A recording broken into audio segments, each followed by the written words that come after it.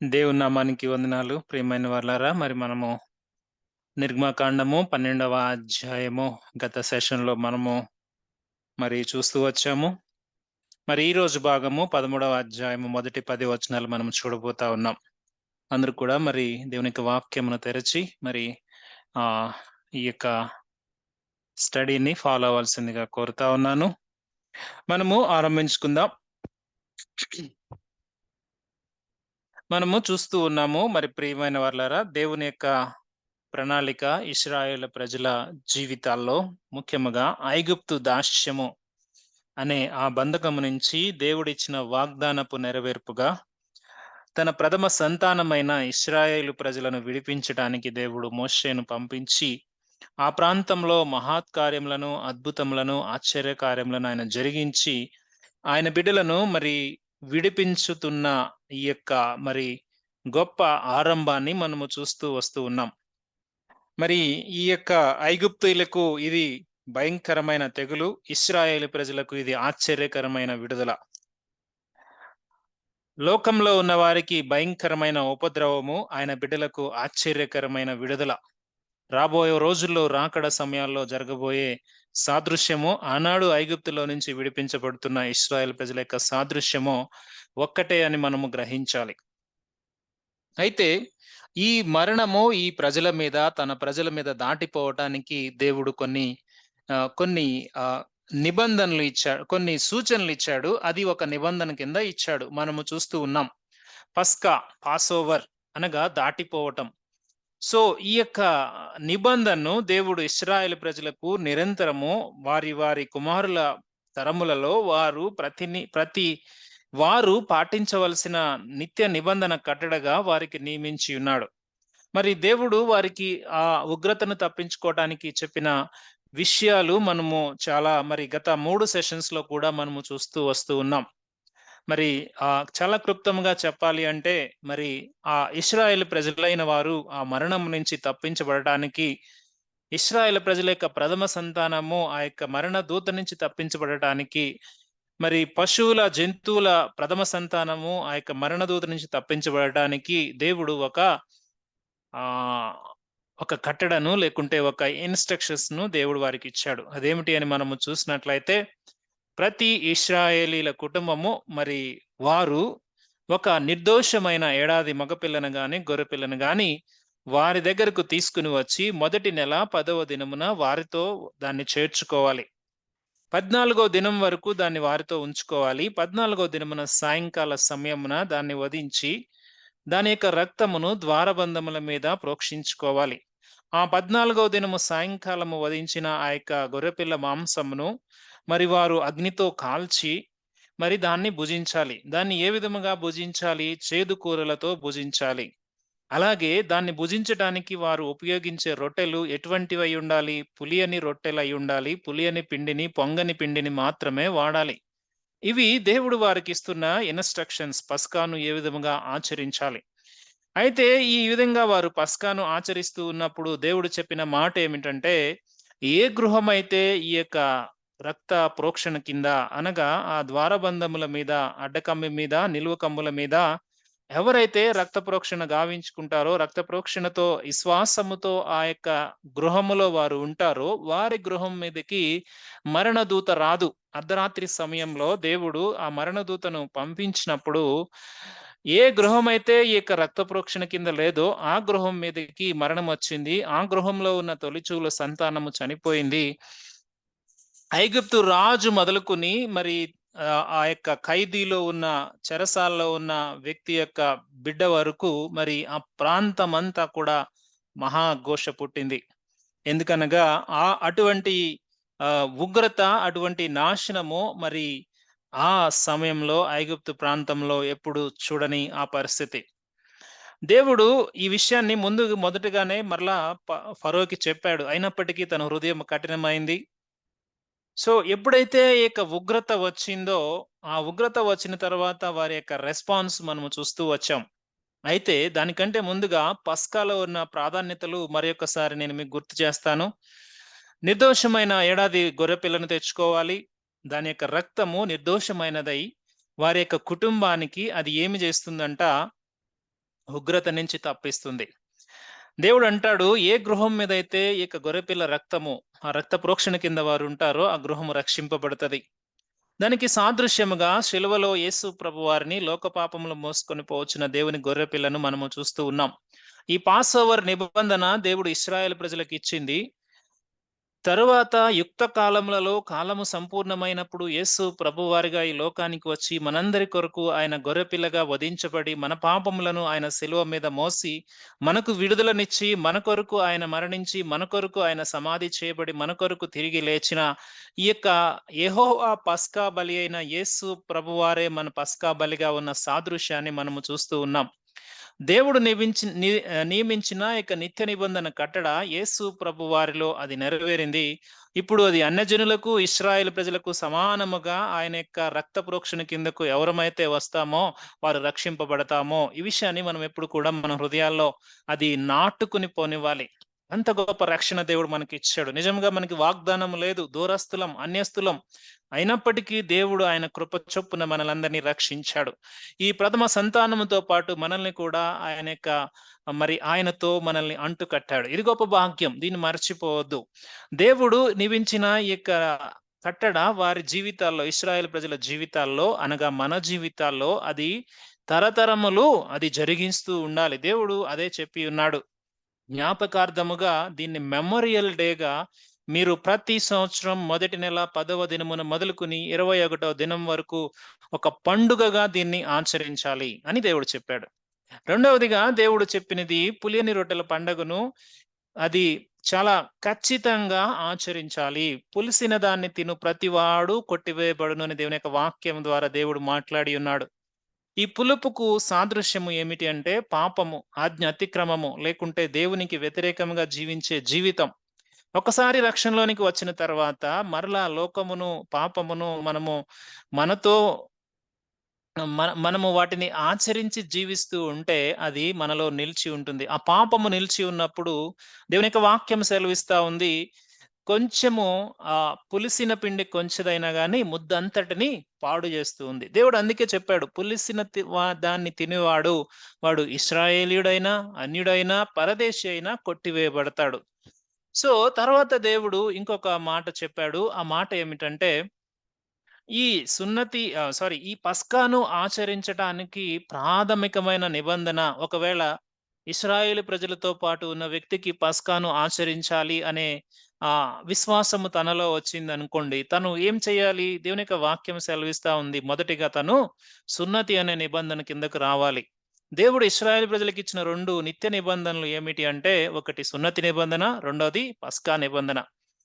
So ఈ సున్నతి నిబంధన కిందకు వచ్చిన వ్యక్తికి పస్కాను ఆచరించే అవకాశం లభిస్తది. సున్నతి నిబంధన కిందకు రాకపోతే వారు విదేశీయులైనా, లేకుంటే అన్యులైనా, ఎవరైనా గాని ఈ యొక్క పస్కాను ఆచరించే అవకాశం లేదు. దీన్ని జాగ్రత్తగా మనము ఆత్మీయమైన కోణంలో మనము ఆలోచన చేస్తే, సున్నతి నిబంధన అనేది దేవుని యొక్క వాక్య ప్రకారంగా మనము చూస్తే, ఆనాడు శరీరమునకు గుర్తుగా దేవుడు నియమించిన ఆ నిబంధన దేవుడు యేసు ప్రభువు వారి ద్వారా మన హృదయములకు ఆయన సున్నతి అనే మారు మనసు ద్వారా దేవుని యొక్క విశ్వాసంలోనికి మనం వస్తా ఉన్నాం. అంటే జాగ్రత్తగా గమనించండి, పస్కా బలి పశువు అయిన యేసు ప్రభు వారి యొక్క శరీరము, రక్తమును మనము ఆ పస్కా ఆ నిబంధనలోనికి మనము రావాలి అంటే మొట్టమొదటిగా హృదయంలో సున్నతి అనుభవం కావాలి. మనకి హృదయంలో మారు మనసు అనుభవం కావాలి. ఇది లేకుండా మనము బల్లలో చేయి వేయటానికి వీల్లేదు. బల్లలో చేయి వేయటం అంటే ఎవరైతే ఆ యొక్క పస్కా నిబంధనలోనికి వస్తారో వారికి మాత్రమే అవకాశం. ఇక్కడ దేవుడు ఇశ్రాయేలు ప్రజలకు చెప్పింది, ఈ రోజు నూతన నిబంధన సమయంలో మనము పాటిస్తూ ఉన్నది similar to similar, same qualities. సున్నతి కలిగిన వాడు పస్కాలోకి రావాలి, బాప్తీసం తీసుకున్నవాడు మాత్రమే దేవుని యొక్క బల్లలో చేయి వేయాలి. సో దేవుడు స్పష్టంగా చెప్పాడు, ఎవడైనా ఇట్లా వస్తే వాడు కొట్టివేయబడతాడు. ఎవడైనా ఒకవేళ అలా ప్రయత్నిస్తే వాడు సమాజంలో ఉండడు అని దేవుడు స్పష్టంగా చెప్పాడు.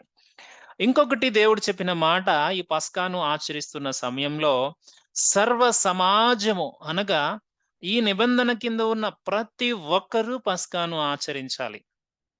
వారు ఎలా ఆచరించాలి? విశ్వాసముతో ఆచరించాలి. వారు ఎలా ఆచరించాలి? ఆ పస్కాను భుజిస్తూ ఉన్నప్పుడు ఆ గృహంలో నుంచి వారు బయటికి రాగూడదు. మొదటి పస్కా సమయంలో దేవుడు చెప్తున్న మాట. అలాగే వారు ఆ పస్కాను భుజిస్తూ ఉన్నప్పుడు దేవుడు ఎందుకు పులియని రొట్టెల పండగనిచ్చాడు? ఆ పులియని పిండిని ఎందుకు రొట్టెలుగా చేసుకొని తినమన్నాడు అంటే, ఈ ఈ మొదటి పస్కా జరుగుతున్న సమయంలో ఐగుప్తు ప్రాంతమంతా భయంకరమైన శిక్షకు లోనవుతా ఉంది. వారు ఇశ్రాయేలు ప్రజలను కమాండ్ చేస్తా ఉన్నారు. మీరిక్కడ ఉండొద్దు. ఒక్క క్షణం కూడా ఇక్కడ ఉండొద్దు. వెళ్ళిపోండి అని ఫరో కమాండ్ చేస్తున్నాడు. ఐగుప్తు ప్రజలు పంపించేస్తున్నారు. ఎందుకంటే వారి మీద భయము ఆవరించి ఉంది ఆ సమయంలో. వారు కనీసం ఫుడ్ ప్రిపేర్ చేసుకోవడానికి కూడా టైం లేదు. ఎందుకంటే they have to leave immediately. So, దేవుడు దానికి సాదృశ్యముగా ఆ యొక్క తొందరపాటుకు సాదృశ్యముగా ఆ యొక్క పులియని రొట్టెను పిండిని అక్కడిచ్చాడు. అంటే లోకంలో మనకింక స్థానం లేదు. మనము మన ప్రయాణము కనాను వైపు అన్నట్లుగా దాన్ని గుర్తు చేసుకోవాలి. సో, ఇట్టి రీతిగా దేవుడు ఆయన యొక్క పస్కా నిబంధనలో చాలా ప్రాముఖ్యమైన విషయాలు ఆయన పొందుపరిచి ఉంచాడు. సమాజమంతా పాటించాలి. కుటుంబమంతా విశ్వాసంతో పాటించాలి. రక్త ప్రోక్షణ కింద విశ్వాసంతో ఉన్నవాడే రక్షింపబడతాడు. పులిసిన దాన్ని తినవద్దు. ఎవడైనా బయటవాడు ఆచరించాలి అంటే ఈ నిబంధనలోనికి ఏ విధంగా రావాలి? ఎట్టి రీతిగా వారు పరిశుద్ధంగా ఈ యొక్క కార్యక్రమాన్ని ప్రతి సంవత్సరం వారు జరిగించుకోవాలి. ఈ విషయాలన్నీ దేవుడు ఒక పక్కన ఇన్‌స్ట్రక్షన్స్ అవుతా ఉన్నాయి. ఒక పక్కన ప్రాక్టికల్‌గా అక్కడ జరుగుతూ ఉన్నాయి. సో, వీళ్ళందరూ ఆ యొక్క మొదటి ఆ పస్కా దినమున ఐగుప్తు ప్రాంతంలో వారి చేత వారందరూ కూడా చెప్పాలి అంటే లిటరల్‌గా వారు తోలివేయబడ్డారు. ఎందుకంటే వారుంటే ఇంకా భయం పెరిగిపోతా ఉంది. ఇప్పటికే ఎన్నో తెగుళ్ళు అక్కడ చూసారు. 10వ తెగులు సమాప్తం అవ్వగానే వారి యొక్క వారి యొక్క నెక్స్ట్ ఇమ్మీడియేట్ టార్గెట్ ఏమిటంటే ఇశ్రాయేల్ ప్రజలు ఇక్కడ ఉండవద్దు. అటు రీతిగా వారు బయటకు వచ్చారు. వారు బయటకు వచ్చినప్పుడు దేవుడు చెప్పినట్టుగా ప్రతి ఒక్కడు కూడా మరి కొన్ని వందల తరాల బానిసత్వముకు తాలూకు జీతము వారు పొందుకున్నారు. అందరూ పక్కపక్కనున్న వారిని అడిగి తీసుకున్నారు. ఈ విషయాలు మనము చూస్తూ వచ్చాం. అయితే వారు ఐగుప్తులో నుంచి బయటికి వచ్చినప్పుడు వారు దాదాపు 20,00,000 మందిగా మనము చూస్తూ ఉన్నాం. అంటే 6,00,000 మందే వీరులున్నారు. 6,00,000 మంది వీరులున్నారు. వారితో పాటు పిల్లలందరినీ మనము చూసినప్పుడు వారు ఎంతమంది ఉన్నారంట? దాదాపు 20,00,000 మంది మరి ఉన్నట్లుగా మనము ఆలోచన చేస్తూ వచ్చాం. సో, దేవుడు స్పష్టముగా మరి ఆ విషయాన్ని వారికి చెప్తూ ఉన్నాడు. అయితే మరి పస్కా పశువుని వధించే విషయంలో ఇంకొక మాటను కూడా చెప్పాడు. మనము చూసినట్లయితే జాగ్రత్తగా 46వ వచనం గాని, 46వ వచనంలో రెండో భాగాన్ని మనం చూసినట్లయితే, "మీరు ఒక్క ఇంటిలోనే దాన్ని తినవలెను. దాని మాంసంలో కొంచెమైనను ఇంటిలో నుండి బయటకు తీసుకొని పోకూడదు. దానిలో ఒక్క ఎముకైనను మీరు విరవకూడదు." ఈ మాట స్పష్టంగా గమనించండి. అంటే వారు గొర్రెపిల్లను వధించే ఆ ప్రాసెస్‌లో దాని ఎముక ఒక్కటి కూడా విరవకూడదంట. స్పష్టముగా దేవుడు చెప్పి ఉన్నాడు. సేమ్ అదే మరి దేవుని యొక్క వాక్య నెరవేర్పు పస్కా బలి పశువైన యేసు ప్రభువారి యొక్క మరి జీవితంలో కూడా అదే నెరవేరిందని మనము చూస్తా ఉన్నాం. ఆయన ఎముకలలో ఒక్కటైనను ఇరగలేదు అనే మాటను మనము ప్రవచనాత్మకంగా కీర్తనల గ్రంథం 22వ అధ్యాయంలో దావీదు చెప్పిన మాటను మనము జ్ఞాపకం చేసుకుంటాం. దాని నెరవేర్పు కూడా మరి దేవుని యొక్క వాక్యంలో మనము చూస్తాం. 22వ అధ్యాయము 17వ వచనంలో, "నా ఎముకలన్నీయు నేను లెక్కింపగలను. వారు నిదానించుచు నన్ను తేరి చూచుచు ఉన్నారు. నా వస్త్రములు వారు పంచుకొనుచున్నారు. నా అంగీ కొరకు చీట్లు వేయుచున్నారు." ఇది జరగబోయే విషయం గురించి దావీదు భక్తుడు ప్రవచన రూపకంగా దేవుని యొక్క పరిశుద్ధాత్మ చేత వాక్యము రాసి ఉన్నాడు. తరువాత యోహాను సువార్తలో మనము చూసినట్లయితే 19వ అధ్యాయము సిలువ వేస్తున్న ఆ సమయాన్ని యోహాను భక్తుడు రాస్తున్న ఆ మాటను జ్ఞాపకం చేసుకుంటూ ఉన్నాడు. చూడండి 19వ అధ్యాయము 31-36 వరకు ఉన్న భాగాలు మనము చూసినట్లయితే అక్కడ రాయబడి ఉన్న మాటను మనము చూస్తాం. "ఆ దినము సిద్ధపరచు దినము, మరుసటి విశ్రాంతి దినము మహాదినము గనుక ఆ దేహములు విశ్రాంతి దినమున శిలువ మీద ఉండకుండానట్లు వారి కాళ్ళు విరగ్గొట్టించి వారిని తీసివేయించమని యూదులు పిలాతును అడిగిరి. కాబట్టి సైనికులు వచ్చి ఆయనతో కూడా సిలువ వేయబడిన మొదటి వాని కాళ్ళను, రెండవ వాని కాళ్ళను విరగ్గొట్టిరి. వారు యేసునొద్దకు వచ్చి అంతకు ముందే ఆయన మృతి పొంది ఉండుట చూసి ఆయన కాళ్ళు విరగగొట్టబడలేదు. ఈ మాటను జాగ్రత్తగా గమనించి 36వ వచనంలో చూసారా? అతని ఎముకలలో ఒకటైనను విరవబడదు అను లేఖనము నెరవేరునట్లు ఇది జరిగెను. హల్లెలూయా! సో, పస్కా బలి పశువు యొక్క 100% సిమిలర్ సాదృశ్యము యేసు ప్రభువారి యొక్క మరి ఆయన మన కొరకు తాను బలిగా అర్పించుకున్న విధానమును బట్టి మనము మరి ఒక్కసారి ఆయనందు మనం ఎక్కువగా విశ్వాసం ఉంచి ఆయన ఆయన మాట ప్రకారం మనము జీవించాలని దేవుని యొక్క వాక్యం సెలవిస్తూ ఉంది. సో, ఇటు రీతిగా పస్కా యొక్క మరి ఎటు రీతిగా వారు సిద్ధపరచుకోవాలి, ఎటు రీతిగా వారు ఆచరించాలి, ఏ విధంగా వారు ఆ సమయంలో వారు మరి సమాజమంతా కూడుకోవాలి. ఈ విషయాలన్నీ కూడా దేవుడు వారికి స్పష్టముగా చెప్పి ఉన్నాడు. సో, దేవుడు చెప్పినట్టుగా ఈ సర్వ సమాజము చేసి ఉన్నారు. ఆ సమయంలో మొదటి పస్కా చాలా చక్కగా వారు ఆచరించారు గానీ, తరువాత రాజుల కాలానికి వచ్చేటప్పటికి, న్యాయాధిపతుల కాలానికి వచ్చేటప్పటికి వారు దాన్ని మరిచిపోయి ఉన్నారు. ఈ విషయాన్ని మనము మరి గత సెషన్స్‌లో కూడా జ్ఞాపకం చేసుకున్నాం. అయితే మొదటి కొరింథీ పత్రిక 5వ అధ్యాయము 7, 8 వచనాలు గనుక మనము చూసినట్లయితే ప్రభువారు చూడండి మన కొరకు ఆయన అర్పించబడిన విషయాన్ని ఇక్కడ చెప్తూ ఉన్నాడు. మీరు పులిపిండి లేని వారు గనుక క్రొత్త ముద్ద అవుటకై ఆ పాతదైన పులిపిండిని తీసి పారవేయుడి. ఇంతేకాక క్రీస్తు అను మన పస్కా పశువు వధింపబడెను. ఎవరు వధింపబడ్డారండి? క్రీస్తు అను మన పస్కా పశువు వధింపబడిన గనుక పాతదైన పులిపిండితోనైనను దుర్మార్గతయు దుష్టత్వమును పులిపిండితోనైనను కాకుండా నిష్కపటమును సత్యము నను పులియని రొట్టెతో పండుగ ఆచరింతుము. ఇక్కడ పౌలు భక్తుడు మరలా గుర్తు చేస్తూ ఉన్నాడు.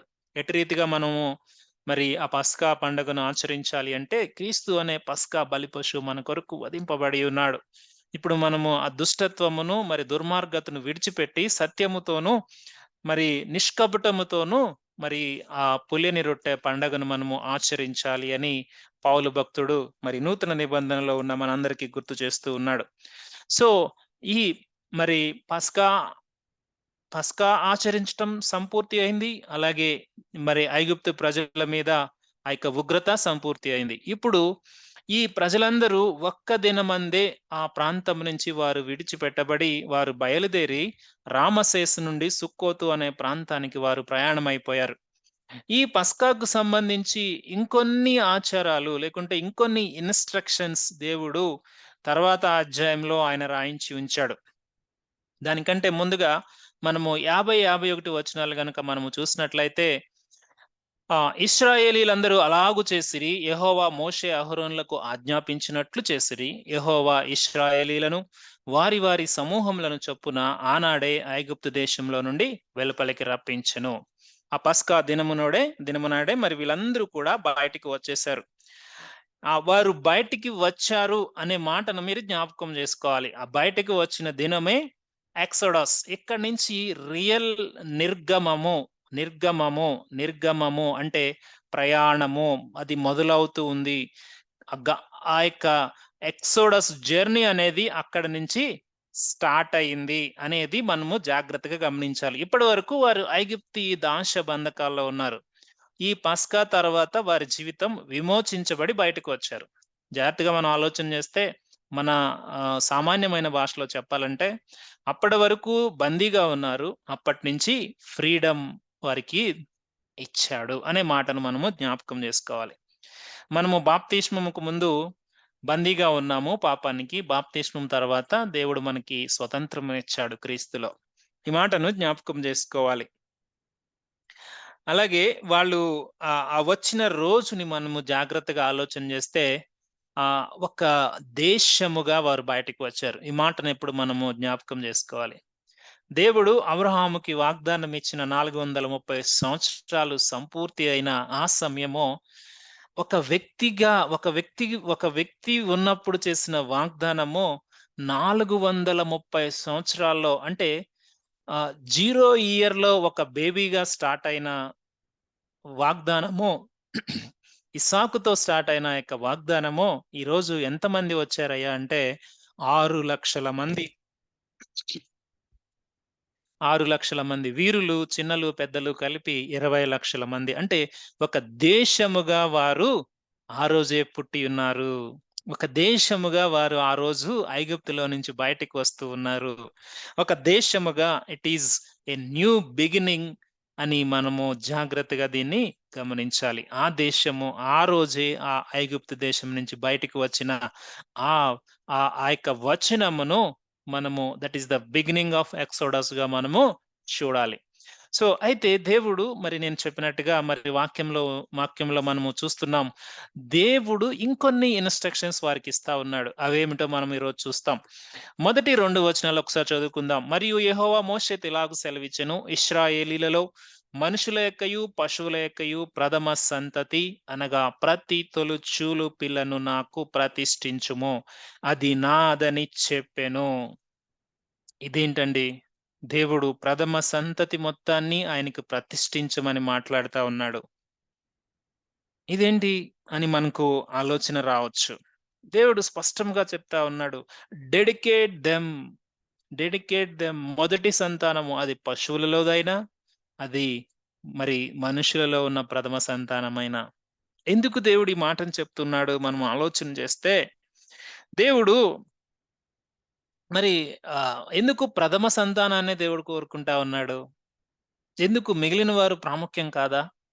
మిగిలిన వారు కూడా ప్రాముఖ్యమే కదా! మిగిలిన వారు కూడా దేవుడు సృష్టించిన వారే కదా! ఎందుకు ఎందుకు ఫస్ట్ అని దేవుడు అడుగుతా ఉన్నాడు? అంత మాత్రమే కాదు. ఎందుకు దేవుడు మోషేతో మాట్లాడుతూ ఉన్నప్పుడు 4వ అధ్యాయంలో ఇశ్రాయేలు నా జ్యేష్ఠపుత్రుడు. ఫరో పంపించాడు మోషే నాకు తెలుసు. నా జ్యేష్ఠపుత్రుడిని ఆపితే నేను ఫరో జ్యేష్ఠపుత్రుడిని చంపుతాను అని మొట్టమొదటిగానే దేవుడు వాగ్దానం చేశాడు. ఆ వాగ్దానపు నెరవేర్పే ఐగుప్తులో ఉన్న ప్రథమ సంతానాన్ని దేవుడు ఆయన ఆ మరణదూతను పంపించి ఆ పస్కా దినము రోజున మరి వారిని వారందరూ ఆ టైంలోనే నశించినట్లుగా మనము చూస్తా ఉన్నాం.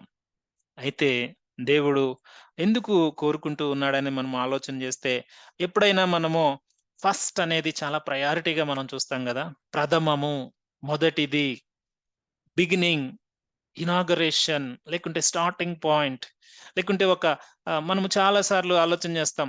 ఒక బిడ్డ పుట్టగానే అబ్బో! మా ఇంటిలోకి ఒక సంతోషం వచ్చింది అని చాలా మంది అది ఒక గ్రేట్‌గా మనం ఆలోచన చేస్తాం. దేవుడు కూడా ఎప్పుడు ఆయన ద బెస్ట్ కోరుకుంటాడు. ఈ విషయాన్ని గమనించాలి మనం. కయ్యూను, హేబెల్ మధ్యలో తేడా అదే. బెస్ట్ ఇవ్వటంలో కయ్యూను ఫెయిల్ అయిపోయాడు. కోపం తెచ్చుకున్నాడు. సహోదరుని చంపాడు. పాపం ఆయన మీద పొంచి ఉండి ఆయన ఉగ్రతకు పాలయ్యాడు. దేవుడు ఎప్పుడు కూడా బెస్ట్ కోరుకుంటాడు.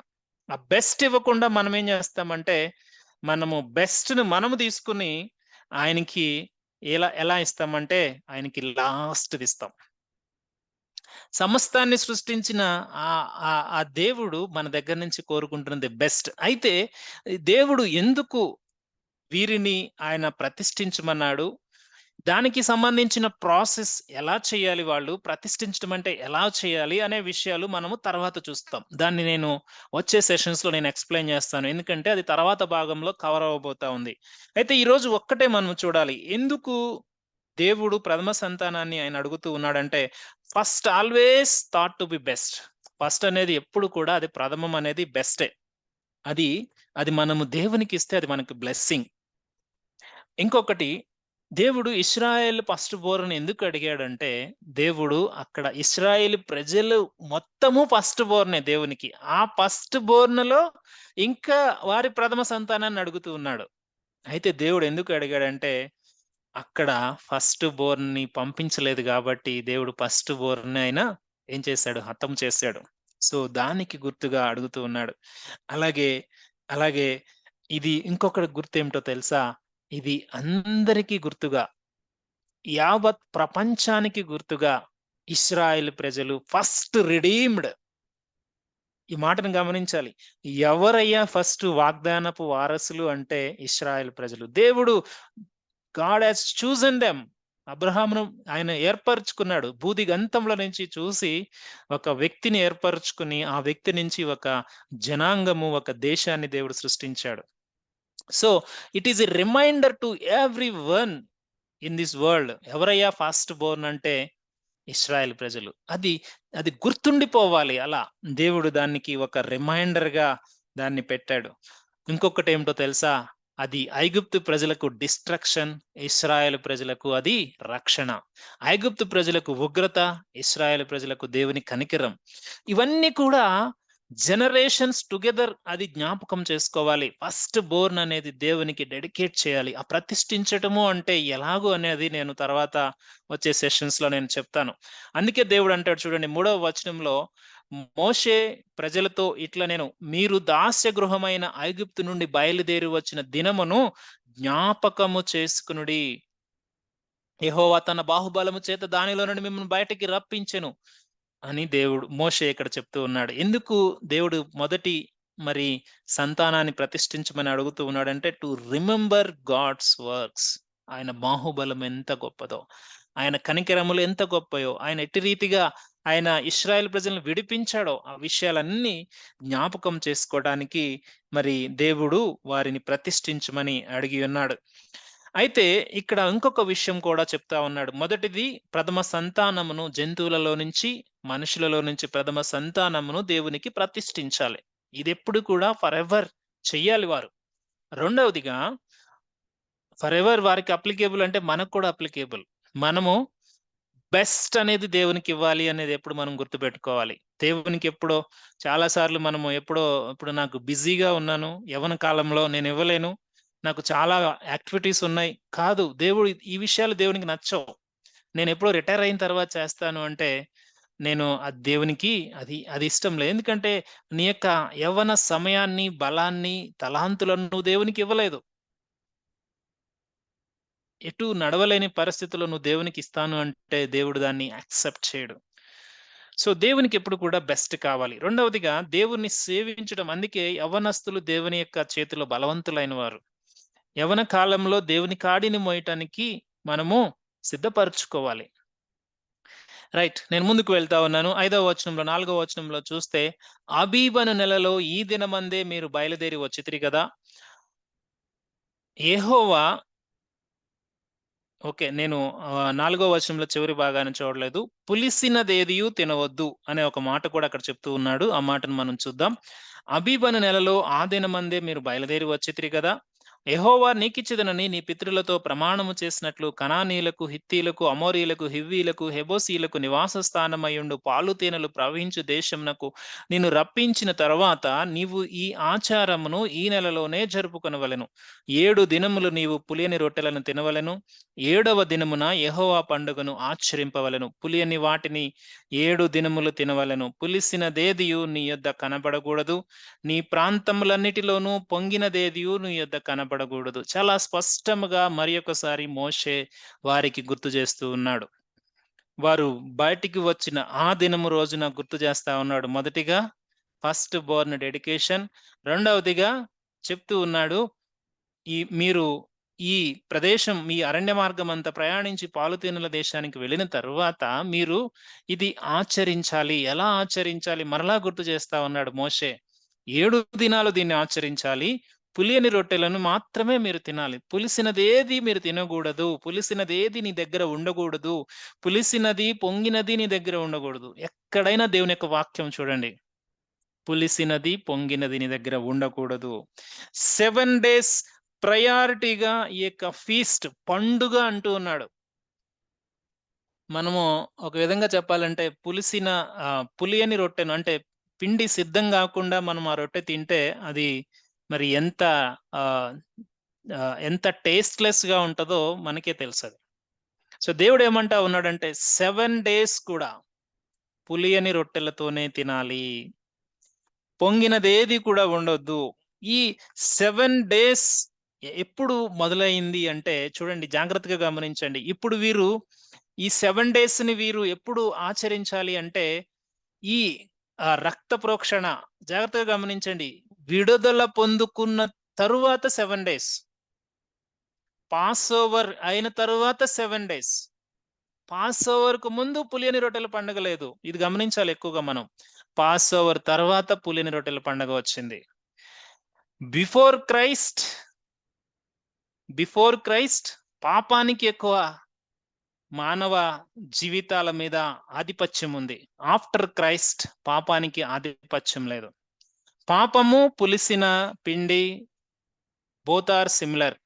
మేబీ మీకు ఏమైనా కన్‌ఫ్యూజ్ అవుతూ ఉన్నారేమో గానీ, ఇది నేను ఇంకొంచెం స్పష్టంగా చెప్పాలని నేను ఆశపడతా ఉన్నాను. సిలువకు ముందు ఈ ప్యూరిటీ లేదు మనిషికి. సిలువ తరువాత ప్యూరిటీ వచ్చింది. ఎలా? గొర్రెపిల్ల రక్త ప్రోక్షణ ద్వారా. అంటే యేసు ప్రభువారి రక్త ప్రోక్షణ ద్వారా.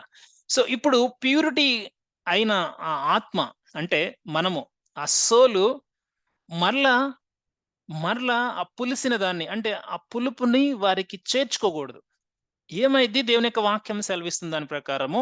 ఎప్పుడైతే చిన్న పిండి పులిసినది ఆ ముద్దంతటిని పాడు చేస్తదో, చిన్న పాపము ఈ యొక్క ఒక్కసారి యేసు ప్రభువారి యొక్క రక్తము చేత కడగబడిన బిడ్డకు చిన్న పాపము అంటినప్పుడు అదేమైద్దంట? అది ముద్దంతటిని అంటే తనంతటిని పాడు చేస్తుంది.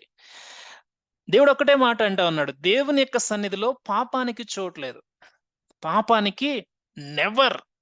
దేవుడు ఎంత కనికర సంపన్నుడో, ఆయన ఎంత కృపనిచ్చిన దేవుడో, ఎంత ప్రేమను చూపించిన దేవుడో, అట్ ద సేమ్ టైమ్ అంత భయంకరుడు, అంత దహించు అగ్ని లాంటి వాడు, అంతటి ఆయన పౌరుషము కలిగిన దేవుడు.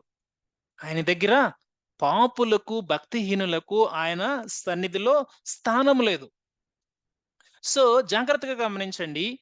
7 దినాలు ఇశ్రాయేలు ప్రజలు పులియని రొట్టెల పండుగనే తినాలి.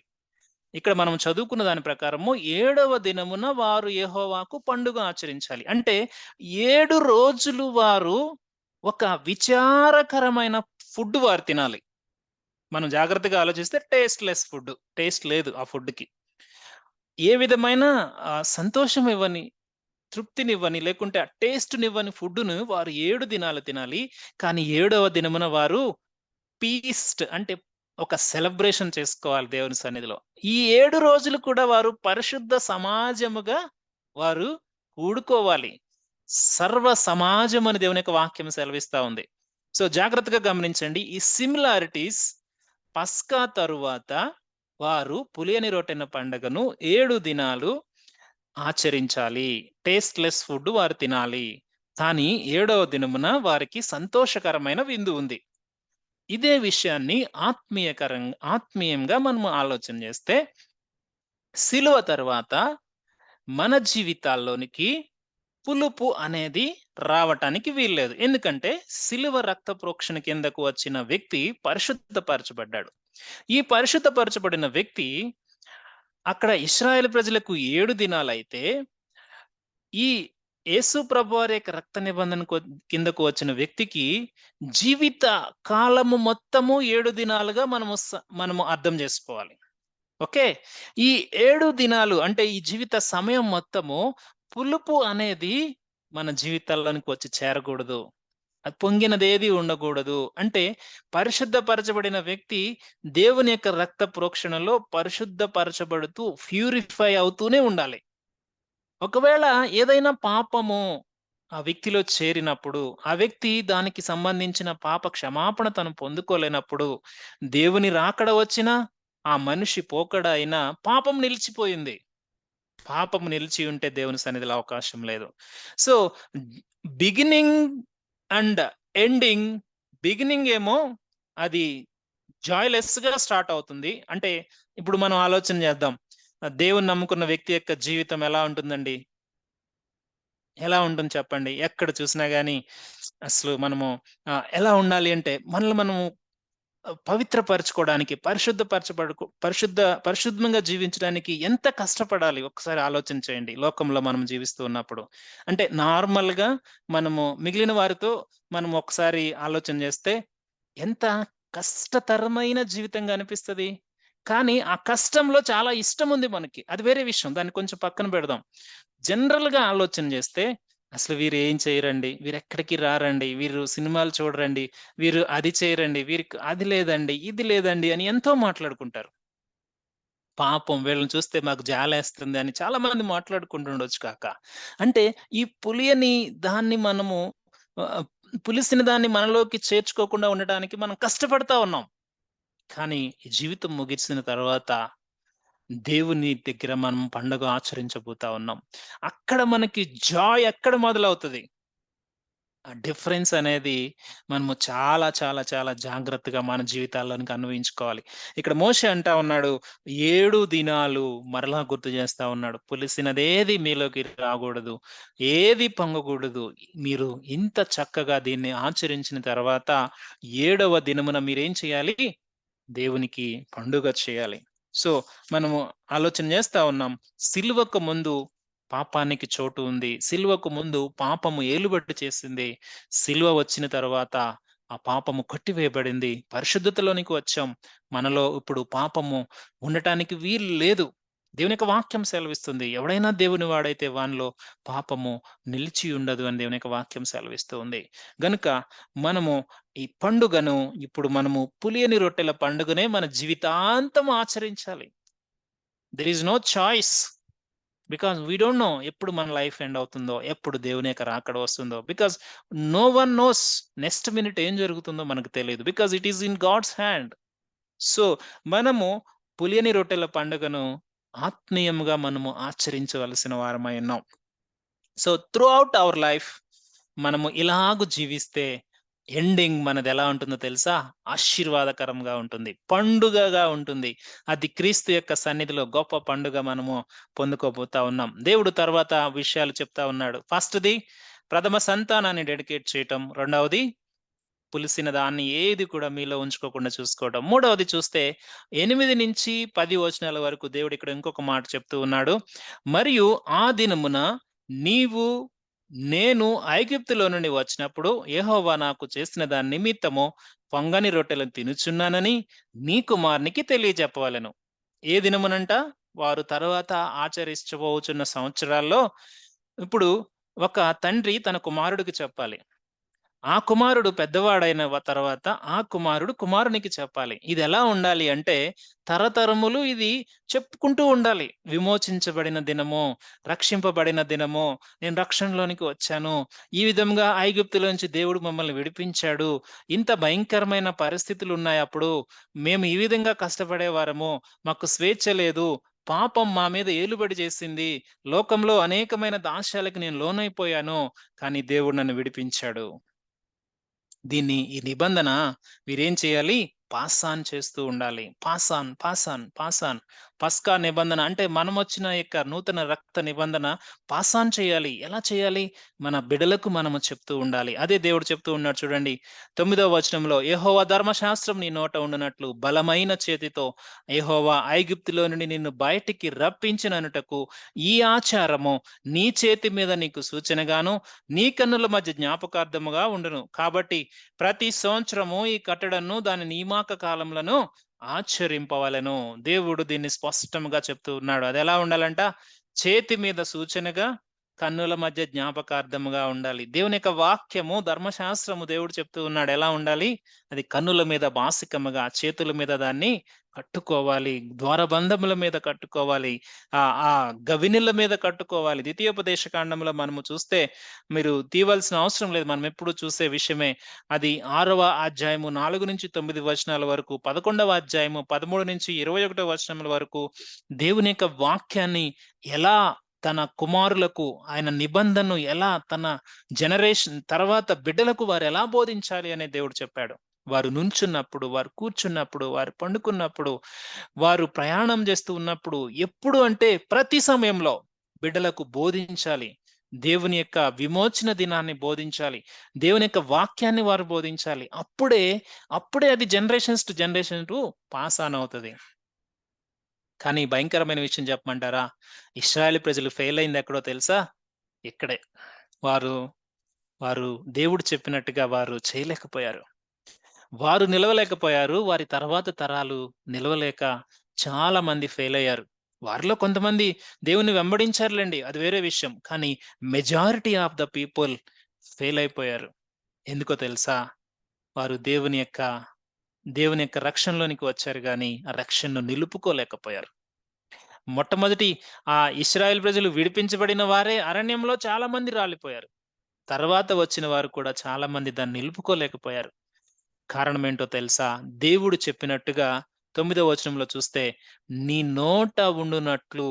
అంటే వీళ్ళేం చేశారంటే, వాక్యాన్ని బహుశా దేవుడు చెప్పినట్టు గవినిల మీద రాసుకొని ఉండొచ్చు, ద్వారబంధాల మీద రాసుకొని ఉండొచ్చు, ఇంట్లో 10, 15 బైబిల్స్ ఉండుండొచ్చు, చాలా మెటీరియల్స్ ఉండుండొచ్చు. కానీ వీళ్ళకి నోట్లో అంటే హృదయంలో లేదు వాక్యం. ఈరోజు బాధాకరమైన విషయం ఇదే. మనకి వాక్యము యూట్యూబుల నిండా ఉంది. లేకుంటే మనకి ఇంట్లో బైబిల్స్ నిండా ఉంది. కానీ మన హృదయంలో లేదు వాక్యం. దేవుడు ఎందుకు వాటిని అట్లా అవ్ ఆహ్, అవి అవి హ్మ్. బాసికముల మీద, చేతుల మీద ఎందుకు పెట్టుకోమన్నాడు? అవి గుర్తొస్తాయి. అవి చూస్తున్నప్పుడల్లా మీరు వెంటనే గుర్తొచ్చి ఆ వాక్యమును మీరు ధ్యానించి, ఆ వాక్యమును మీరు ప్రకారం హృదయంలో పెట్టుకొని జీవిస్తారని దేవుడు అడిగాడు. కానీ ఈరోజు ఎలా ఉండిందంటే, మనము బయటికి షో చేసేది ఎక్కువుంటుంది. అంటే పబ్లిష్ చేసేది, దేవుని యొక్క వాక్యాన్ని చూపించేది ఎక్కువుంటుంది. కానీ దాన్ని హృదయంలో పెట్టుకునేది తక్కువుంటుంది. ఆనాడు ఇశ్రాయేల్ ప్రజలు కూడా అలాగే చేసి బహుశా వారు ఈ పస్కాను పాటించుండవచ్చు. ఆ వాక్యమును వారు రాసుకొని ఉండుండొచ్చు. కానీ నిజ జీవితంలో వాక్యం యొక్క అనుకరణ వారికి లేని కారణాన్ని బట్టి వారు ఫెయిల్ అయిపోయారు. దేవుడు అదే అంటా ఉన్నాడు. నువ్విట్లా చేస్తే వాక్యము నీ నోట్లో ఉంటే అది తరతరములకు అది జ్ఞాపకార్థముగా ఉంటుంది. ఇది నిత్యమైన నిబంధనగా ఉంటుంది అని దేవుడు స్పష్టముగా చెప్పాడు. ఎందుకంటే అది దేవుని వాక్యము బైబిల్‌లో అది ఉంది. చాలామంది బైబిల్ తల కింద పెట్టుకుంటే నాకు భయముండదనుకుంటారు. అలా కాదు. దేవుని వాక్యము హృదయంలో పెట్టుకుంటే, దేవుని వాక్య ప్రకారంగా జీవిస్తే ఆ భయము అప్పుడు పోతుంది. అంతేగాని ఆచారంగా మనము పెట్టుకుంటే రాదు. ఆనాడు అట్లాగే ఫెయిలయ్యారు. ఈనాడు అట్లాగే ఫెయిలయిపోయే అవకాశాలున్నాయి. గనుక దేవుడు హెచ్చరిస్తా ఉన్నాడు. 3 విషయాలు మనము చూస్తా ఉన్నాం.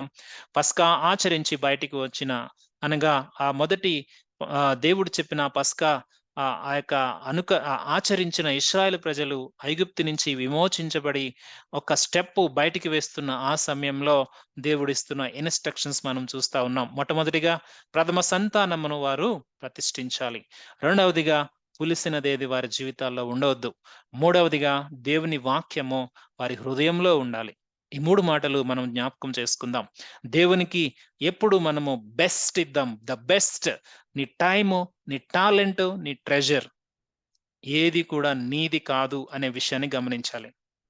నీ టైము ఒకవేళ నువ్వు అనుకుంటా ఉన్నావేమో అది దేవుడు ఈరోజు నీకిచ్చిన గిఫ్ట్. నీ టాలెంట్ ఒకవేళ నా తెలివితేటలు అనుకుంటా ఉన్నామేమో, నిన్ను సృష్టించిన దేవుడు నీలో పెట్టిన జ్ఞానం అది. నీ ట్రెజర్ ఈ డబ్బంతా నాదే, నా సంపాదన, నా ఆస్తి అనుకుంటా ఉన్నామేమో, అది ఇంతకు ముందు ఎవడు అనుభవించాడో నీకు తెలీదు.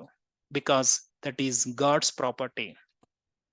నీ టైము, నీ టాలెంట్, నీ ట్రెజర్ నీది కాదు దేవునిది. కానీ దేవుడు నీకు భూమి మీద కొంత సమయం ఇచ్చాడు.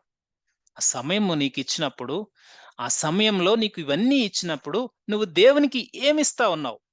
దేవుడు ఒక్కటే అడుగుతా ఉన్నాడు.